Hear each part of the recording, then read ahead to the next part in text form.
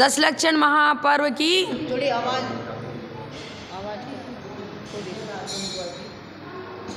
नहीं बोल देती भजन।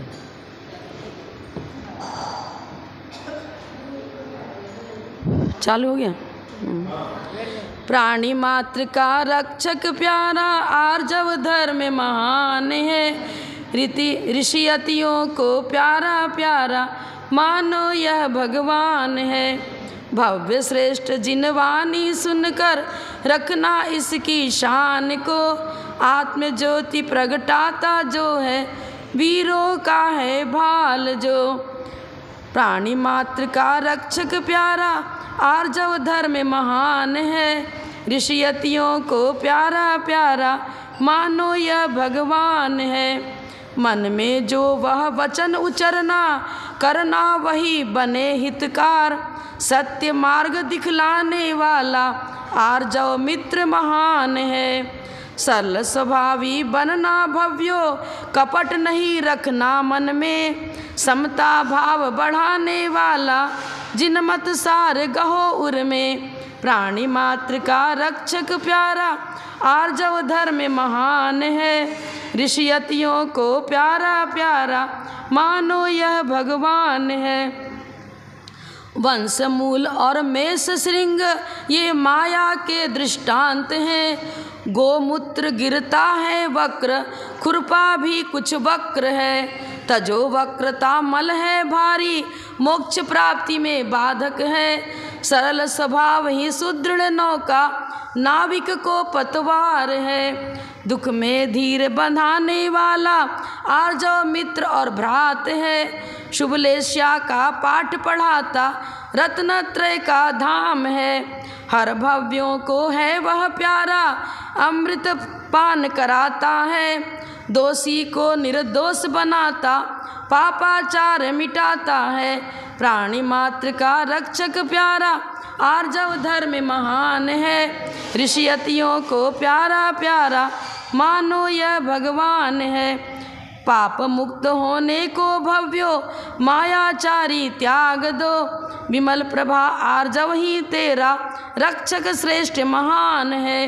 प्राणी मात्र का रक्षक प्यारा आर्जव धर्म महान है। ऋषियतियों को प्यारा प्यारा मानो यह भगवान है। अभी तक तो कोई नहीं आया, मैं तो जान कैसे बोल रही हूँ।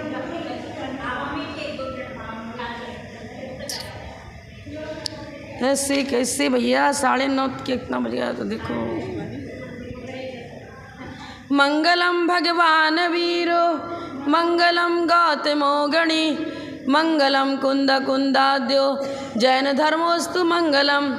सर्वमंगल मांगल्यम सर्वकल्याणकारिकम प्रधानम सर्वधर्मानां जैनम जयतु शासनम जैनम जयतु शासनम। जय बोलो श्री अनंतानंद परम सिद्ध भगवान की।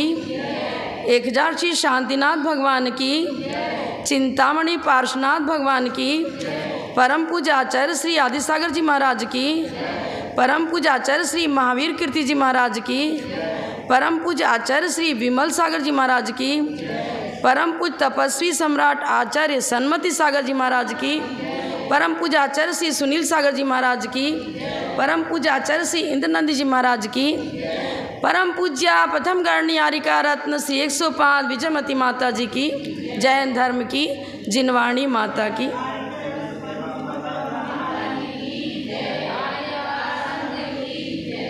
जिनकी सौम्य छवि लखने से खुल जाता है ज्ञान नयन।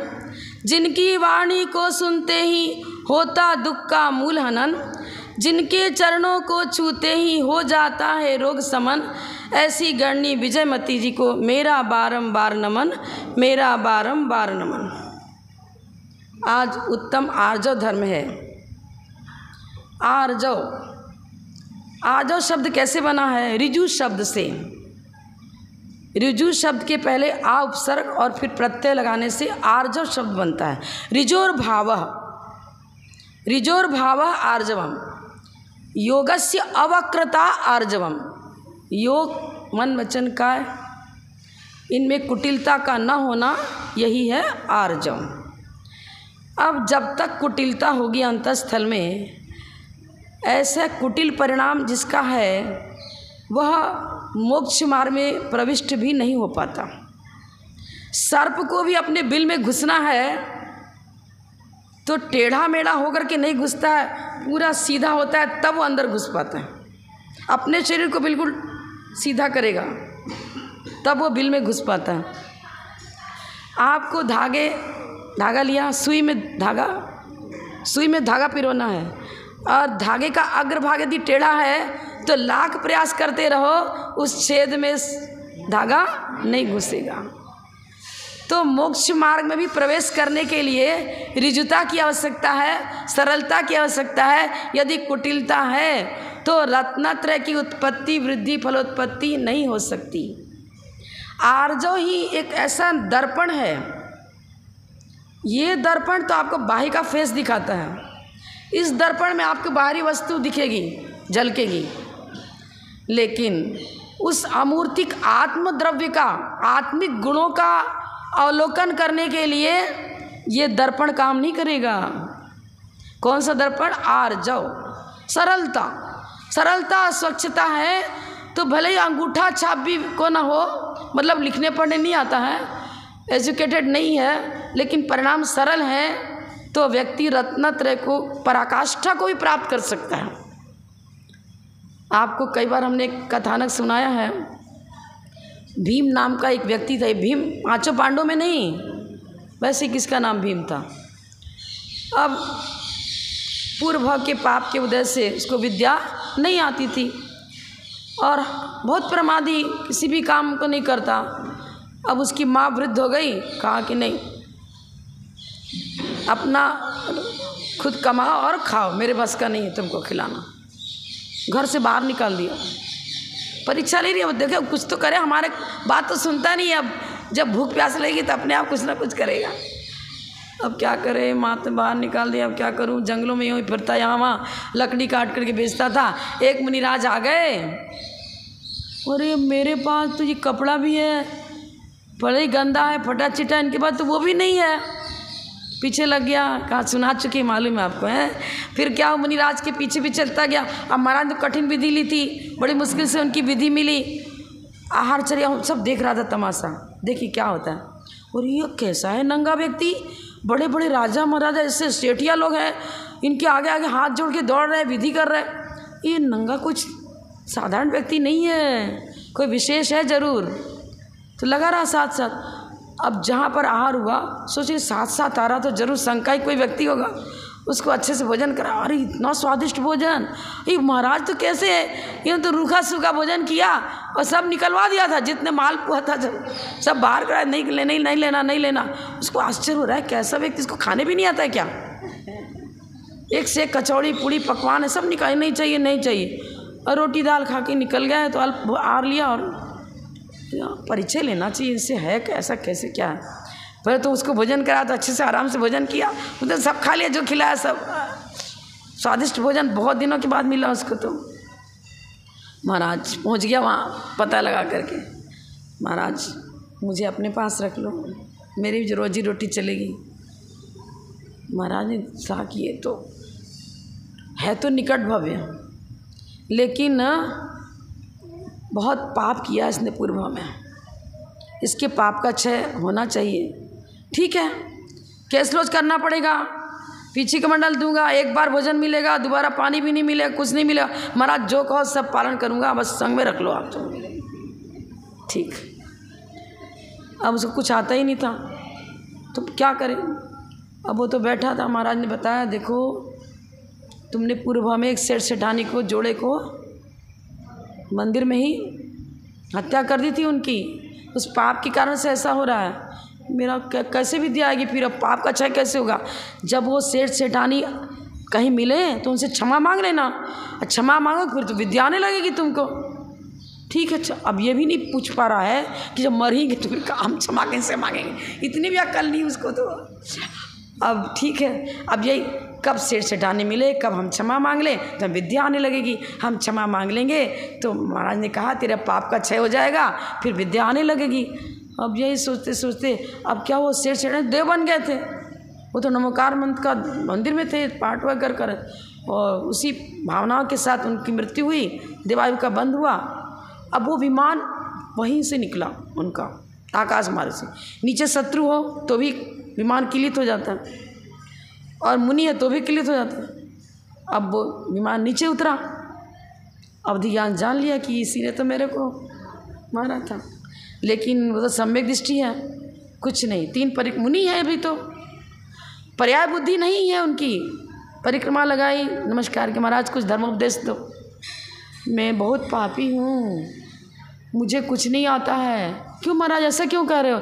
ऐसा है, मैंने पूर्व में बहुत बड़ा पाप किया था। क्या पाप किया था? ऐसा मैं सेठ सेठानी को मंदिर में ही उनकी हत्या कर दी थी, इसके कारण से मेरी ये दुर्गति हो रही है।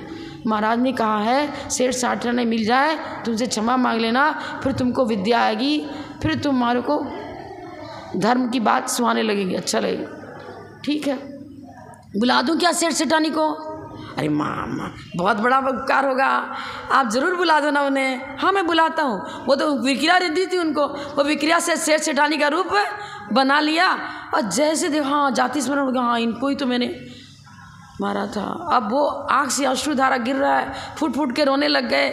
मैंने तुम्हारे साथ बहुत बड़ा अपराध किया था, तुम्हारी हत्या करी थी, उस पाप के कारण से आज मेरी इतनी दुर्गति हो रही है, मेरे पापों का क्षय होगा तब जब मैं क्षमा, मेरे को क्षमा कर दो। आप चरण पकड़ लेते हैं। अरे महाराज आप दिगंबर साधु, मैं एक सामान्य श्रावक, आप मेरे चरण क्यों छुओगे?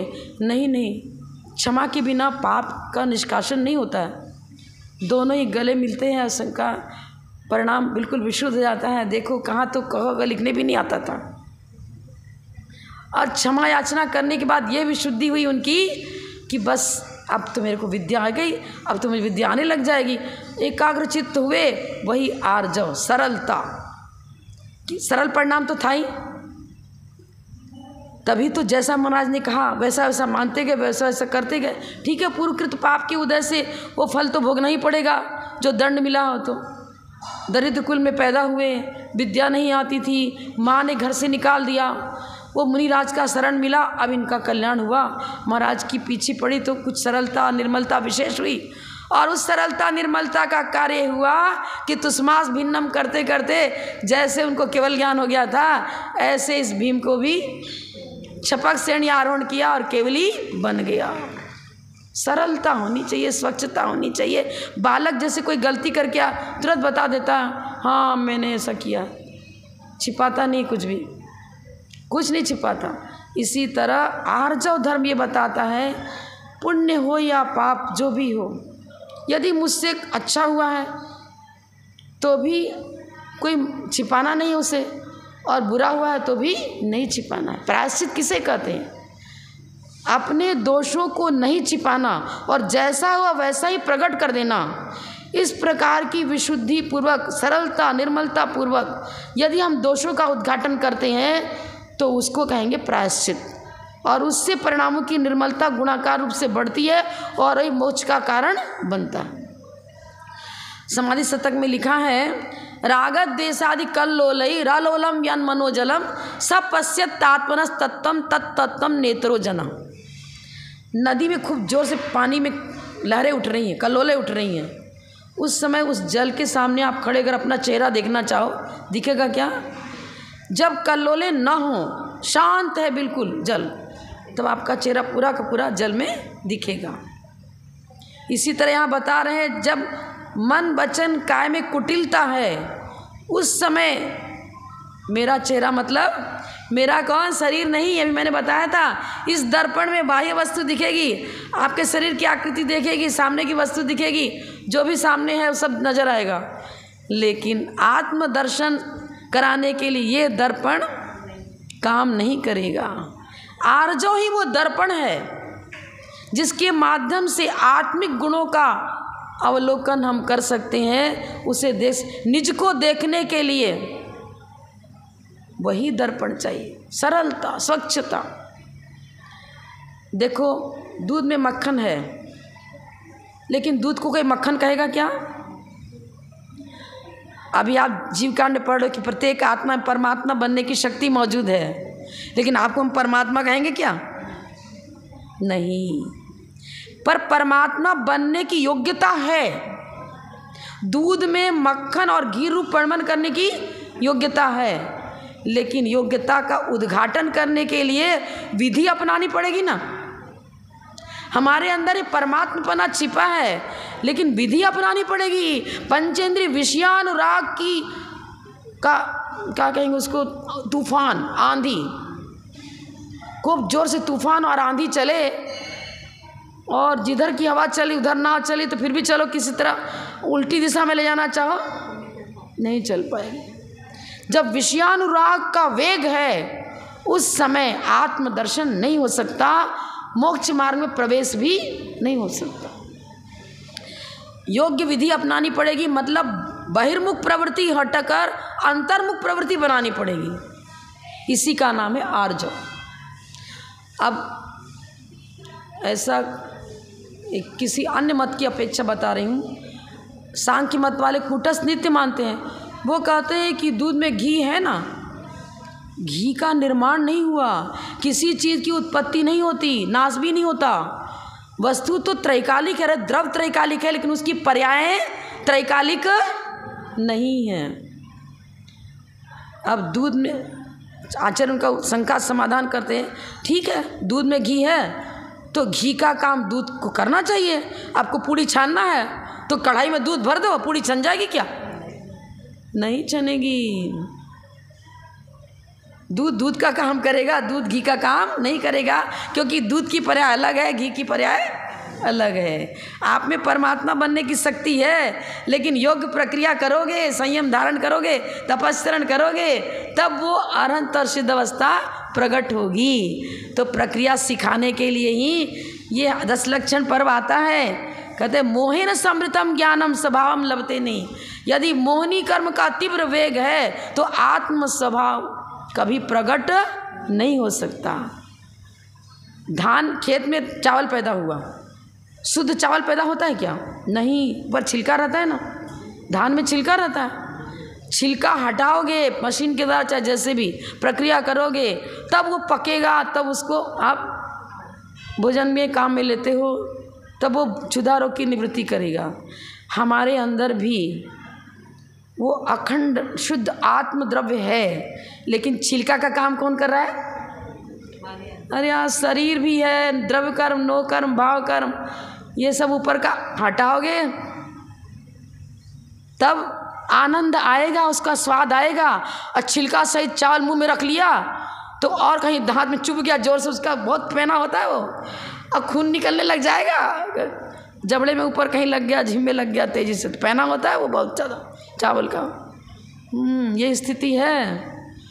तो जब तक ये आवरण कीटिकालमा नहीं हटेगी तब तक मात्र वचनों से आदिनाथ भगवान की जय, अजितनाथ भगवान की जय, महावीर भगवान की जय, खूब पूजा कर रहे आराम से, उत्तम आर्जव, क्या बोलते हो दुआ, आर्जव धर्म की पूजा में, लेकिन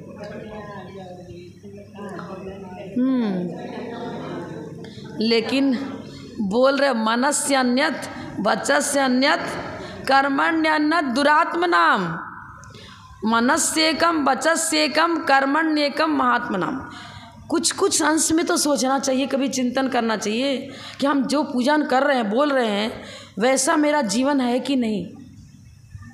वैसा ही अपना जीवन बनाओगे तब क्या होगा, उस मोक्ष महल में आपको ठहरने की परमिशन मिलेगी, बुकिंग हो सकेगी, नहीं तो बुकिंग नहीं हो पाएगी। अब खिड़की है ये ना, ये खिड़की के माध्यम से आप अंदर की वस्तु देखते हो, लेकिन उस खिड़की ने उस वस्तु को उत्पन्न नहीं किया। समझ में आया ना? खिड़की के बिना अंतर कक्ष में रखी हुई वस्तु नजर नहीं आ सकती। दरवाज़ा ही बंद है, चारों तरफ से लॉक है, पर खिड़की खुली है तो अंदर की चीज़ आप देख सकते हो।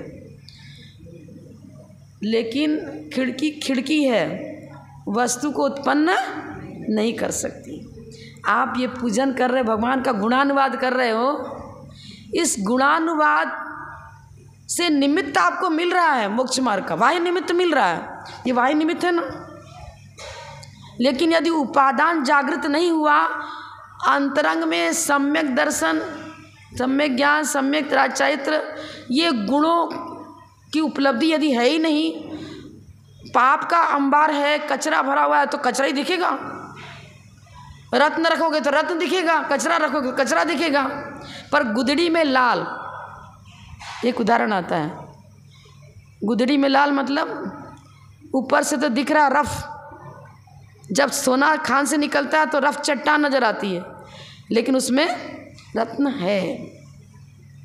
तो आचार्य ये बताते हैं कि पर्यायों को छोड़ो, जो नजर आ रहा है वो तुम नहीं हो, जो तुम हो वो नजर नहीं आ रहा है। आर्जव धर्म यही कह रहा है, अरे बारी बार देखते हो, अपने को भी तो निहारो, अपने को भी तो देखो। तुम्हारे अंदर वो रत्नत्रय ज्योति, सूर्य और चांद में जो प्रकाश है उससे कई गुना प्रकाश इस रत्नत्रय का होता है। तभी तो केवल ज्ञान होते ही औदारिक शरीर परम औदारिक बन जाता है, और उस परम औदारिक में इतना प्रकाश होता है कि करोड़ों सूर्य एक साथ आकाश में उदित हो तो भी इस प्रकाश के आगे वो जैसे दिन में तारे छिप जाते हैं ना, छोटे छोटे नक्षत्र तारों का प्रकाश नजर नहीं आता है। इसी प्रकार समवसरण में भगवान का जो परम औदारिक शरीर होती है उसके प्रकाश के आगे न ये समझ में ही नहीं आता है कि कब तो रात हुई और कब दिन हुआ। प्रकाश बहुत तेज है, पता ही नहीं चलता है। तो अब देखो, अब हमारा ये कहना है, जो आपको हमने बताया निमित्त और उपादान की चर्चा करी, एक द्रव्य कर्म होता है, एक भाव कर्म होता है, समझ में आया। द्रव्य कर्म को हटाना चाहो, जैसे आपके कमरे में बहुत सारा कचरा हो गया, एक झाड़ू उठाया, फूल झाड़ू उठाई, सब कचरा उठाया, किनारे करके बाहर फेंक दिया ना। ऐसे द्रव्य कर्म को आप चाहो कि हम हटा दें, लाख प्रयास करो, तीर्थंकर भी क्यों ना हो, बिना भाव कर्म को हटाए द्रव्य कर्म नहीं जा सकता, जाएगा ही नहीं। भाव कर्म का मतलब राग द्वेष की निवृत्ति हुए बिना, राग द्वेष हटाएंगे तब ये द्रव्य कर्म अपने आप हट जाएगा, अलग से हटाने की जरूरत ही नहीं पड़ेगी। और राग द्वेष ही एक ऐसी चीज है जो हमारे दशों धर्मों को विकृत करती है, सभी धर्मों को विकृत करती। कषाय बंद करेगी, राग द्वेष मतलब कषाय, और कषाय से ही सब कुछ है, संसार है। सारे रोग शोक आदि व्याधि सबको जन्म देने वाला कौन है? हमारा परिणाम, क्रोध मान माया लोभ राग द्वेष। तीर्थंकर हो चाहे चक्रवर्ती हो, कोई भी हो, यदि वैभव में उलझ गए तो फिर भवारम परिरत्तम नारकश्यावस्य। भगवान महावीर को घोषित तो कर दिया गया था कि ये तीर्थंकर होंगे, लेकिन किया क्या था उन्होंने? अहंकार हो गया तो क्या हुआ, कितनी, अरे भगवान ना जाने कितने एक इंद्रिय पर्याय में भी गए, कौन कौन सी पर्याय धारण नहीं करी, आंकड़े के पेड़ में गए, वेश्या की तक की पर्याय में जन्म लेना पड़ा। तीर्थंकर प्रकृति के बंध के बाद, बंध कैसे हुआ? 16 कारण भावनाओं के द्वारा हुआ, उत्तम क्षमा 10 धर्मों के द्वारा हुआ। मतलब हमारे लिए परम कल्याणकारी, भवों में हमें समृद्धि मिले, रिद्धि सिद्धि मिले, सुखी जीवन मिले, रोग शोक आदि व्याधि न हो, भावी जीवन हमेशा हमेशा सुखी मिले, इसके लिए तो यदि कुछ संपत्ति जुटानी है तो 10 लक्षण पर बता रहा है। ये लौकिक वैभव के पीछे मत पड़ो, पारमार्थिक वैभव, आत्मिक वैभव, आत्मिक गुण जो है हमारी स्थायी संपत्ति मेरी वही है, उसको प्राप्त करने में लगो। माता जी कहाँ से करे, पंचम काल है, अभी तो सब कुछ करना पड़ता है, दुकानदारी भी करनी पड़ेगी। आप तो खाली बोल बुला के चले जाते हो, प्रैक्टिकल देखो संभव है क्या? अरे दुकान में बैठे हो ठीक है, वो ग्वाले ने क्या किया था, गाय भी चरा रहा था और सब काम भी कर रहा था, अब बोलते जाता नमो हरिहंताण सिद्धम, नमो हरिहंताण सिद्धाणम, कोई पानी ला नमो हरिहंताणम, कोई बोले अरे यहाँ सफाई कर नमो हरिहंताण, हर में नमो हरिहंताण। तो क्या दुकान में बैठे हुए पहले महिलाएं क्या करती थी, वो चक्की भी चला रही हैं और एक से एक भजन बोलती जाती थी, वैराग भावना बोल रही है, 12 भावना बोल रही है, भक्तामर पाठ, जिसको जिसको जो याद है। एक साथ 50 भजन बूढ़े बूढ़े लोग सुना जाते थे चातुर। बोले हम लोग तो पहले याद चक्की चलाते थे तो याद है, सब याद है। बताओ अमृत बन गया, वो औषधि की आवश्यकता ही नहीं है, औषधि की आवश्यकता ही नहीं है, वो ऊर्जा पहुंच रही है।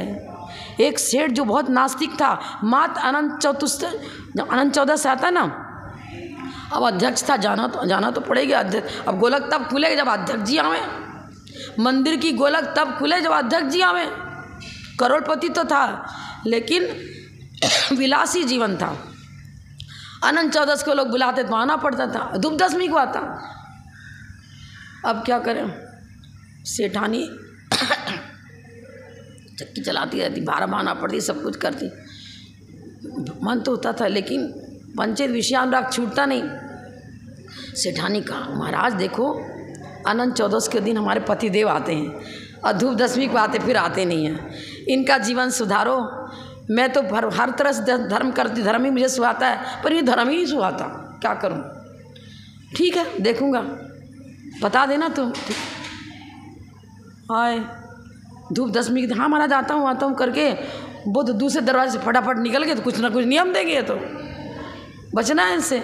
14 के दिन आए तो महाराज वहीं पकड़ लिया, बैठ पहली इधर, नहीं जाना कहीं। महाराज नियम वम कुछ में देना, मैं इसलिए भाग गया था उस दिन। ठीक है आपको नमस्कार करता हूँ, बस नमस्कार ही, सब इतना ही बस है, कुछ भी आपकी बात नहीं मानूंगा मैं। महाराज ने कहा नहीं, बहुत अच्छी तरह समझा, ये कर वो कर, छोटा छोटा नियम ले ले, कुछ ले ले। अरे यही खेत में बाउंड्री नहीं है तो कोई भी खेत चढ़ जाएगा, नुकसान ही। पूर्व का पुण्य है जो आज तू फलीभूत हो रहा है, फिर आगे के लिए पुण्य डिपॉजिट तो खोल। कुछ नहीं करूँगा, आप कितना भी कहो, कुछ नहीं त्याग किया। फिर अच्छा महाराज पत्थर खाता है क्या? अरे महाराज कोई पत्थर भी खाता है क्या? चल नहीं खा, पत्थर का ही त्याग कर दे। अब पत्थर का, ठीक है महाराज से छुटकारा तो मिले, पत्थर का त्याग कर दिया। अब जितने लोग वहाँ बैठे थे सारे लोग बैठे थे, अब जिस चीज़ का त्याग होता है उसको छूना भी नहीं पड़ेगा। अब आटा भी पत्थर पर ही पिस रहा है, सारा तो इलेक्ट्रिक सारा काम पत्थर पर ही हो रहा है। बताओ, अब पास में सब जैनियों की दुकान थी, चाट पकौड़ी खरीदने लग गया। अरे कैसे खाओगे तुम पत्थर का त्याग किया। मैं पत्थर का त्याग किया, पकौड़ी का त्याग नहीं किया। अरे पकौड़ी बनी तो दाल से बनी ना, वो चक्की तो पत्थर पर ही तो पिसा था। वो कुछ बोल ही नहीं सका। जितने खोमचा वाले जितने उसके दिन भर बंधे थे सब लौटते गए। अब क्या करे, बहुत अंदर से गुस्सा आ रहा था। घर गया तो चिल्लाते हुए गया, क्या किया तुमने ही कहा होगा महाराज को ऐसा वैसा। अरे यार शांत रख, अब तुम खिलाओगे क्या? तुम्हारा आटा भी तो पत्थर में पिसता है। अरे नहीं भाई, मैंने तो लकड़ी के उखल में गेहूं को कूट करके बहुत सुंदर लपसी बनाई है, बहुत अच्छा आइटम बनाया, देखो तो सही। चिकला बेलन ने कैसे रिगड़ करके सब तैयार किया, दलिया तैयार किया बढ़िया, और खाने बैठा। बहुत स्वादिष्ट भोजन है। एक तो परिणामों की विशुद्धि थी उसकी, पीसती थी जब भैरक भाना बोलती तो। अरे इतने दिन शादी को हो गए, एक भी दिन तुमने ऐसा स्वादिष्ट भोजन नहीं कराया मेरे को, तो आज कैसे करा रही है तू? अरे तुमको नहीं करवा रहे हैं, तुम्हारे व्रतों का सम्मान है।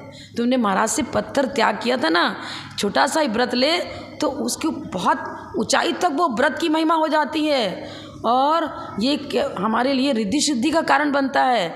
बहुत अच्छा हो तुमने व्रत लिया। मैं तो रोज़ एक से एक अच्छा भोजन आपको इसी तरह बनाकर खिलाऊंगी। अब 4-5 दिन निकल गए। महाराज मैं भी पूजन करूंगा, रोज़ मंदिर आऊँगा, अभिषेक करूंगा, मुझे यही नियम दे दो। धीरे धीरे करते कहने लगा, महाराज मुझे तो चातुर्मास कर रहे हो, मुझे बहुत अच्छा लग रहा है, मुझे मुन्नी बना लो ना, मैं तो दीक्षा लूँगा। ले क्या हो गया? नास्तिक को आस्तिक, बिना व्रत के कुछ नहीं होता। तो व्रत कुछ ना कुछ नियम से हम लेना ही पड़ेगा, इसके बिना गुजारा नहीं है। द्रव्य कर्म को भगाना चाहो नहीं भागेगा। पूजन पद्धति से यदि परिणामों में निर्मलता आ रही है तो उस निर्मलता से मेरा जीवन फिल्टर्ड होगा, स्वच्छ होगा। अच्छा तो भाई समय शिखर पर चले जाओ, वहाँ वो कटोरा लेके वही बैठे रहते हैं, और केसरिया पारसनाथ बड़ा अच्छा भजन बोलते हैं वो तो है। क्या होगा? भावना अंदर में क्या है? कुछ मिल जाए भगवान के पास, महाराज भगवान मेरा व्यापार अच्छा चलना चाहिए, मुझे पुत्र रत्न की प्राप्ति हो जानी चाहिए। क्या होगा? कुछ नहीं होने वाला है। तो आर्जव धर्म, एक छोटा दृष्टांत करके समाप्त करूंगी मैं, 10 तो बज चुके हैं। राम लक्ष्मण जब वन प्रांत में गए तो वहाँ एक नदी मिली, पंपा नदी। पंपा नदी के किनारे एक बगुला खड़ा था, एक पैर से खड़े होकर ध्यान कर रहा था। रामचंद्र लक्ष्मण को कहते, लक्ष्मण पश्य पंपायाम बकोयम परम धार्मिकः। पश्य, देखो, पंपायाम बकोयम परम धार्मिकः। इस पंपा नदी के किनारे बगुला कितना बड़ा धार्मिक नजर आता है, ये तो ध्यानस्थ खड़ा है। सनई सनई पदम धत्ते जीवा नाम बद संख्या। देखो धीरे धीरे चलता है, आवाज़ नहीं आवे और जीव न मरे, इसकी समितियों का पालन करने का देखो ढंग कितना अच्छा है। अब राम की बात को मछलियों ने सुन लिया, वो तड़फड़ाने लगी उसकी बात को सुनकर। अरे आप तो पुरुषोत्तम राम, आपको इतनी पहचान नहीं? अरे क्या बोलती है वो? बकः किम रामस्य स्तुति वचनम श्रुत्वा मत्स्या रामम प्रति प्राह बकः किम स्तुते राम ये नयम निष्कुलीकृतः। ये न अयम मैंने वयम हम लोग निष्कुलीकृता, जिसने मेरे वंश परंपरा को नष्ट किया है और करने में तुला हुआ है। अरे इसकी स्तुति आप क्या करते हो? कितनी अच्छी बात बताई इस मछली ने, सुनो। सहवासी जानन्ति सहवासी विचेष्टितम, सहवासी ही जानाति सहवासी विचेष्टितम। यहाँ तो बड़े पुजारी बन कर के आ गए और घर में पूछो, माँ बाप मेरे को तो मेरे पति देव ये कष्ट देते हैं, बोलते मेरे पति मुझे दर्शी है, कोई कुछ। घर में तो महाभारत बनाता है, कसाय करता रहता है, लड़ाई झगड़ा करता रहता है, खूब एक दूसरे मन मुटाव, एक दूसरे बोलाचारी नहीं, हर समय बंटवारा के लिए एक दूसरे के दुश्मन बने हुए। घर का वातावरण तो दूषित है। क्या लिख रहा है? सहवासी जानाति सहवासी विचेष्टितम। साथ साथ रहते तब पता चलता है कि किसके परिणाम कैसे हैं और किसके बुरे हैं। बाहर में तो सज धज के अच्छी मीठी मीठी बातें करी, सहेली बन गए, मंदिर में आकर अरे अच्छे प्रोग्राम बनाया, अच्छा किया और बड़ा मंच पर अच्छा संग किया। लेकिन आप ये मत सोचना माता कि मेरे लिए बोल रही, ये तो शास्त्र के लिए बोल रही हो। यदि मनस, यह तो आर्जव धर्म चल रहा है ना, मन में कुछ, वचन में कुछ, आचरण में कुछ, घर में कुछ, बाहर में कुछ, मंच पर कुछ और बाहर कुछ। अध्यक्ष हैं साहब, एक अध्यक्ष ऐसे, हाँ कहीं नाम तो नहीं बताऊंगी, ऐसे थे जो यहाँ तक कि मंदिर के पैसे के गोलक को भी लेकर के तो उस पैसा निकाल के अपने घर में काम में ले रहे थे। ये स्थिति है। जितनी मंदिर की संपत्ति, जमीन जायदाद सब उनके व्यक्तिगत खर्च में जाती थी, क्योंकि वहाँ के है ना मुखिया, अब सब उनके हाथ में पूरा रिकॉर्ड, और किसी को इंटर करने ही नहीं देते अपना ही पार। पर यहाँ क्या हुआ? इसी से निष्कुली हो जाते हैं। कोई बेटा गूंगा, कोई लंगड़ा, कोई काम नहीं करता है, कोई मान खराब नहीं, कोई कुछ। यहाँ नहीं फल मिला मान लो, यदि तीव्र स्थिति को लेकर बंद किया है, उत्कृष्ट स्थिति को, यहाँ फलित नहीं होगा। जब आवाधा काल पूरा होगा तब उदित होगा। पाप का फल पाप ही है, मायाचारी का फल मायाचारी ही है। किसी भी हालत में उसका जीवन पनप नहीं सकता। वृक्ष के जड़ में घुन लग गया, कीड़ा लग गया, अब कितना भी उसको सींचते रहो पनपेगा नहीं, वृक्ष सूखेगा ही सूखेगा। ये हमारे जीवन को हमारा जीवन सुखी रहे, माने ये हरा भरा हमेशा फला फूला रहे, तो 10 धर्म कहो चाहे रत्नात्रय कहो, ये जड़ है, इनको सींचते रहो। धर्म पुरुषार्थ है तो अन्य पुरुषार्थ की सिद्धि स्वयं हो जाएगी। धर्म, अर्थ, काम और मोक्ष। जड़ को सींचोगे सब कुछ होगा। जड़ की सिंचाई नहीं करी तो वृक्ष सूख ही जाएगा पक्का। पूर्वकृत पुण्य से जैसे जड़ काट दिया, अब जो पहले पत्ते हरे भरे थे वो तो कुछ समय तक हरे दिखेंगे कटे हुए वृक्ष में। फल भी लगे उनको तोड़ लोगे आप, जो पहले लग चुके हैं, लेकिन कटे हुए वृक्ष में नए फल लगेंगे क्या? नया पत्ता फिर उगेगा क्या? नहीं उगेगा। दिन भर दुकान में बैठो आराम से, हम कोई आपको डिस्टर्ब नहीं कर रहे हैं, लेकिन प्रातःकाल उठकर कुछ तो करो। 1 नमोकार मंत्र की माला फेरो, 5 नमोकार मंत्र की कंपल्सरी फेरनी चाहिए पंचगुना दोष निवारण करने के लिए। आप ठीक है 9 बजे से लेकर रात को 11 बजे दुकान में बैठो, कोई तकलीफ नहीं है, बैठने उठने से क्रिया से कोई तकलीफ नहीं है, लेकिन जहाँ भी रहो न्याय मन में कुछ, वचन में कुछ, दूसरे को ठगने का प्रयास मत करो। जितना जायज़ होना चाहिए उतना ही इनकम आपका, उस पर संतोष रखो। 2 नंबर का पैसा जहाँ तक हो उससे बचने की चेष्टा करो, कुछ कम से कम करो, क्योंकि ये कहीं ना कहीं रूप में जाएंगे ही जाएंगे, किसी तरह से बचेंगे नहीं। परिणामों की विशुद्धि है तो फिर छठे काल में जन्म नहीं होगा। निश्चित है कि लेश्याओं की विशुद्धि भी है, तो उसके लेश्याओं की विशुद्धि के लिए भी तो आर्जा धर्म चाहिए। कुटिलता पूर्वक आर्जा धर्म पलेगा क्या? उत्तम नहीं तो सामान्य भी आर्जा धर्म नहीं आ सकेगा। कुटिलता है तो पाप का बंध है, और पाप का फल नरक और तिरंचा गति। छठे काल में मुझे जन्म न लेना पड़े, कम से कम दुर्गंधित बुकिंग कराओ। एक दुर्गंधित धर्मशाला में बुकिंग कराई और एक साफ सुथरी धर्मशाला में बुकिंग तो करानी ही पड़ेगी बीच में कहीं ना कहीं, क्योंकि डायरेक्ट आप मोक्ष जा नहीं सकते। अभी अगले भाव के लिए कहाँ की बुकिंग चाहिए? आपको चाहिए तो हमें स्वर्ग की, लेकिन टिकट अब चाहिए तो हीरा, असली हीरा चाहिए, और दुकान में गए और मूल्य दिया नहीं, वो हीरा लेके चलने जाओ, मार पड़ेगी। हमारी वस्तु लेके क्यों जा रहा? मूल्य चुका तब ले जा, मूल्य चुकाया नहीं, कैसे ले जा रहा माल? हथकड़ी लग जाएगी, चोर घोषित कर दिया जाएगा। मूल्य चुकाना पड़ेगा। भले ही अनंतान बंधी कसाय को छोड़ दिया, सम्यसन की प्राप्ति हो गई, अब आपका मार्ग प्रशस्त हो गया और आगे बढ़े। और कीमती हीरा कई प्रकार का होता है, एक बहुत कॉस्टली, एक थोड़ा कम कॉस्टली है, सब तिथ हर तरह की क्वालिटी भेद है। अब जिस क्वालिटी का तप होगा, जिस क्वालिटी की विशुद्धि होगी, उसी प्रकार से आपको प्रॉफिट होगा। परभव में, निकट भव में अब कितना आपकी विशुद्धि है, उसके हिसाब से एक भव में मुक्त जा रहे हैं कि 2 भव में जा रहे हैं कि अनेक भव धारण करने पड़ रहे हैं। लेकिन ये धर्म यदि जीवन में है तो समझ लो मनुष्य भव प्राणा सार्थक हुआ, और सिद्ध पर्याय अथवा अरहंत पर्याय आपकी मुट्ठी में। बीज है और उर्रा भूमि भी है और बो दिया है, प्रोसेस सही चल रहा है तो खेती होएगी ही होएगी, फलेगी फलेगी। तो सब जुटा करके साधन यहाँ इकट्ठा कर लो। शहंशाह महाराज जी ने यही कहा था, ठीक है मैं मोक्ष नहीं जा सकता, लेकिन साधन तो यही जुटाऊंगा। चतुर्थ काल में फिर क्यों दीक्षा लेते, मुनि क्यों बन रहे हैं? अभी तो मोक्ष जाना ही नहीं है। अरे बीजारोपण तो कर सकते हैं ना, समय जब सीजन आएगा तब फल लग जाएगा।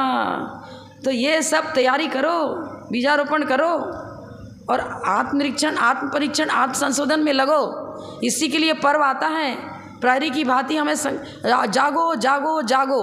आपको हम तो जागे तो बैठे हैं, हम नहीं कहते कि आप जागे हो, हम तो आपको जागा हुआ तब कहेंगे जब मोक्ष मार्ग में जागृत होगे। तब दुकान में बैठे हो, हम जाके बोले अरे क्यों सो रहा है? कहाँ सो रहे माता, जागे तो है। मुनिराज तो यही कहेंगे कि तू सो रहा है, विश्व में सो रहा है, विश्व में लंपटी हो रहा है, सो रहा है। आत्म स्वरूप को देखने में, समझने में, आत्मनिरीक्षण, आत्म परीक्षण, आत्म संशोधन में लगो तो जागना हुआ, नहीं तो अर्निश सोना ही सोना है। और मंदिर में पूजा करते हुए भी सो सकते हो, सोया हुआ कह सकते हैं। जैसा बोल रहे हो वैसा ही भाव अंदर में आना चाहिए, वैसे ही गुणानुवाद अंदर में जागृत हो, ऐसी श्रद्धा जागृत नहीं, और वैसी ही चर्या कुछ तो बनो। यदि नहीं बन रही है तो क्या हो रहा है? मंदिर में भी मायाचारी चल रही है। भगवान को प्रसन्न करने के लिए पूजा थोड़ी कर रहे हैं, आत्म कक्ष को स्वच्छ करने के लिए, निर्मल करने के लिए। पानी गंदगी तो यहाँ पड़ी है और धारा पाइप का वहाँ डाल रहे हो पानी का, और जहाँ गंदगी पड़ी है वहाँ जल डालो ना, तब तो कचरा निकलेगा। तो इस थाली से उस थाली में पर दम दिया, एक कलश जल वहाँ डाल दिया, एक कलश का जल उसमें डाल दिया। अरे आप भगवान के गुण रूपी जल वो फिल्टर्ड हमारे आत्मकक्ष को करते हैं, वो अंदर में प्रवाहित होना चाहिए। अंदर में भाव पूजा पूर्वक अंतरंग कक्ष स्वच्छ हो रहा है, और बाहर में द्रव्य पूजा पूर्वक साथ से पुण्यार्जन कर रहे हो, देवायु का बंद कर रहे हो, उत्तम से उत्तम द्रव्य चढ़ा करके। लौकिक संपत्ति अच्छा से अच्छा द्रव्य चढ़ा रहे हो, आगे मिलेगी लौकिक संपत्ति। लेकिन ये तो बाह्य निमित्त है, अंतरंग में अंतःकच विशुद्धि बढ़ रही है, तो इस विशुद्धि के कारण से आपका पुण्य 7 से पुण्य कहलाएगा, नहीं तो निरत जो प्रॉफिट होना चाहिए वो नहीं हो पाएगा। जब लोग उत्तम आर्जव धर्म की। अब आप आते ही देर से 9:30 से पहले आते ही नहीं, मैं क्या करूं, 10 मिनट लेट।